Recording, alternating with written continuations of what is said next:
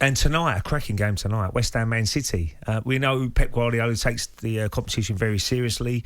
Be interesting to see what David Moyes does with the team selection, because there's an opportunity to be in that quarterfinals, and you can't beat a good cup run, as you mentioned there, and a possible Wembley final visit for both sides. So it should be a cracking game, this one. Oh, definitely. Well, we know that, yes, Man City will take it seriously, but they'll make 11 changes and they'll still have one of the strongest teams that you could probably see in the Premier League because of the strength and depth that they have. I think it's a really tricky one for David Moyes. He's taken the Europa League unbelievably seriously, which I think is the right thing to do. What do they have? 3 games in a short space of time. Last week, he plays... Most of those big players played in all those 3 games. He must be looking at this one thinking, Man City are going to rest players. He must have to take 1 or 2 out and just protect them a little bit. But you're right, it's an opportunity, knowing that City are going to play a second string, although that second string will be incredibly strong. It's still an opportunity for them to make a quarter-final. So, yeah, this could be, I think, an intriguing one as to which 2 teams play. But I'm sure the West Ham fans want a full-strength team, but those players are starting to get tired, no doubt.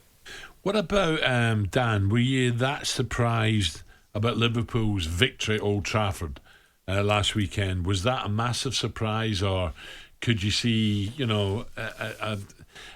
not the scoreline, but you fancied the victory, Liverpool? No. Yeah. I think you always fancied Liverpool in that as slight favourites. There was always that chance that Manchester United could pull off something. Manchester United have fantastic individuals. They have fantastic players. They're not playing as a team at the moment. They don't look organised. They don't look like they're being particularly well coached. I did the young boys game in the Champions League, and they were appalling in that. The game management tactically, it was awful. And then when they went down to 10 men, it got even worse. Are they not giving the manager the respect then? Is he not strong enough, or are the players letting him down? I think... When you look at their team, you look at the players that they have, as I just said, they're a fantastic team. They're incredibly talented, a fantastic team of individuals. People go on and on and on about this Manchester United way, this Manchester United DNA. That's irrelevant. They don't have any way of playing at the moment. You don't look at them from every week and say, right, this is how they're going to play. So when somebody else comes in, right, you just slot in to this system. This is what you're going to do. You know how Man City are going to play. Yeah. You know how Chelsea are going to play. Even I know Leeds are struggling, but you know how they're going to play. They're still going to try and play in that same way. Manchester United seem to change style of play week in, week out, and I think that's their biggest problem. Dan, you watched the game last night, Chelsea-Southampton. Ross Barkley, we had a text coming this morning saying, well, Newcastle possibly. How did he perform? Because he's not been in that Chelsea team for a while. He did okay. Nobody for Chelsea was absolutely outstanding. I mean, they had 20 shots at goal, 15 on target, I think it was. They dominated. First half, they were all over Southampton. They looked sharp, they pressed high. They just couldn't quite get that final finish. They all looked good. He looked strong, he looked powerful, especially playing not on the counter-attack, but, driving through that midfield area. But again, he's a player that he's got all the ability in the world. He's got all the attributes. He just hasn't been able to find any sort of rhythm, I think, at Chelsea, and for a long, long time. And I don't know, is another fresh start what he needs?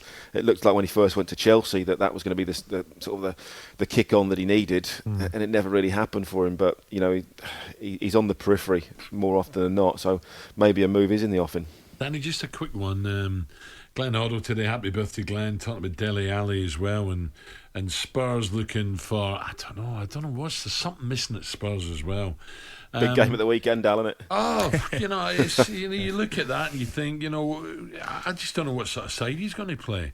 Was it? I think someone named it El Sacico, I think, at the weekend. Well, you normally get goals in this game, this fixture, Tottenham and United, but Glenn talking about Dele Alli playing further forward could score more than the likes of Foden and people like that.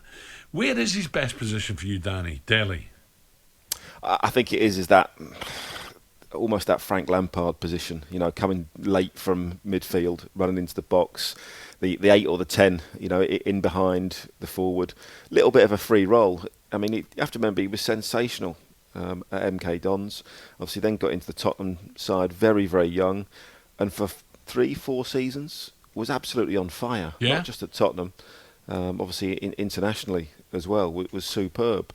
And then for whatever reason, just went off the boil a bit. And again, the talent is there. He just needs to find, I don't know, whether it's his love of the game or find his mojo, because he's an incredibly talented player. He's aggressive. He can put his foot in. He can make those runs into the box. He's got great ability.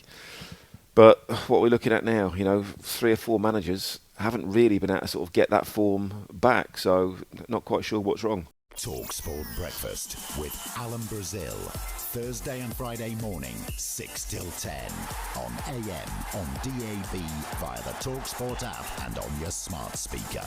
talkSPORT.